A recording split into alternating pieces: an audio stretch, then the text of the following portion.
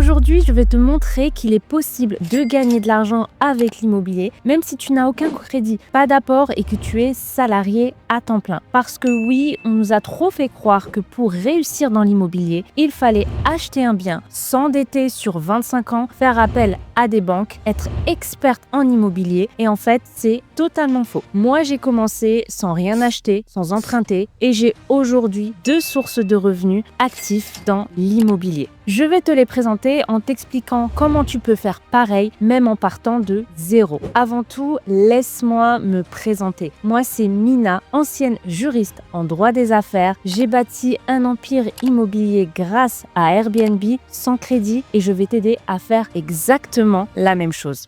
La première source de revenus, la conciergerie. Le principe est simple. Tu vas gérer le bien d'un propriétaire qui veut le louer sur Airbnb, mais qui n'a ni le temps, ni l'énergie, ni les compétences pour le faire. Toi, tu vas t'occuper de tout. Tu vas lui créer une annonce, gérer les réservations, organiser les ménages, répondre aux voyageurs, optimiser les prix et en échange, tu vas prendre une commission sur chaque réservation, souvent entre 20 et 30% du chiffre d'affaires du propriétaire. Je vais te donner un exemple très simple. Si ton client fait 2000 € de chiffre d'affaires sur Airbnb, dans le mois de juillet par exemple. Tu vas gagner entre 400 et 600 € sans avoir acheté de bien ni avancé de loyer. L'avantage, c'est que tu peux commencer avec une simple auto-entreprise. Dans ce cas, tu n'as pas besoin de créer une société dès le départ. Ce que j'aime avec cette méthode, c'est que tu peux la démarrer en parallèle de ton job sans forcément avoir une mise de départ, donc en investissant 0 € et tu aides les gens à rentabiliser leurs biens tout en créant ta liberté. Deuxième source de revenus, la sous-location professionnelle.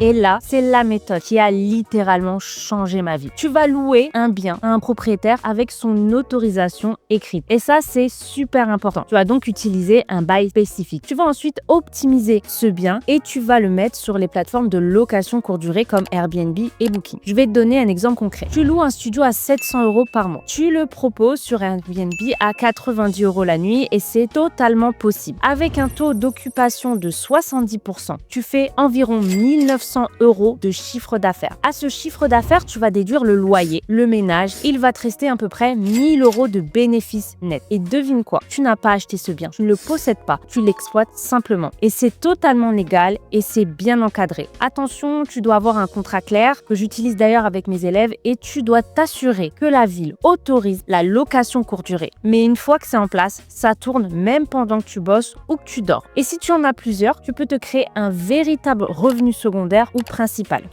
Tu vois, tu n'as pas besoin d'être une investisseuse chevronnée ni une banquière pour gagner de l'argent avec l'immobilier. Tu peux commencer avec 0 crédit, 0 bien à ton nom et en gardant ton emploi actuel. Ce que tu dois avoir, par contre, c'est une méthode claire, un cadre légal et le bon mindset. Pour t'aider, j'ai préparé une masterclass 100% gratuite dans laquelle je vais t'expliquer comment trouver un bien à sous-louer, comment convaincre un propriétaire et comment automatiser ta conciergerie ou ta sous-location pour gagner du temps. Le lien est juste en dessous dans la description. Et toi, quelle est la stratégie qui t'attire le plus? Dis-moi en commentaire si tu te vois plus en conciergerie ou en sous-location. Abonne-toi si tu veux d'autres vidéos pour créer ta liberté sans passer par les banques.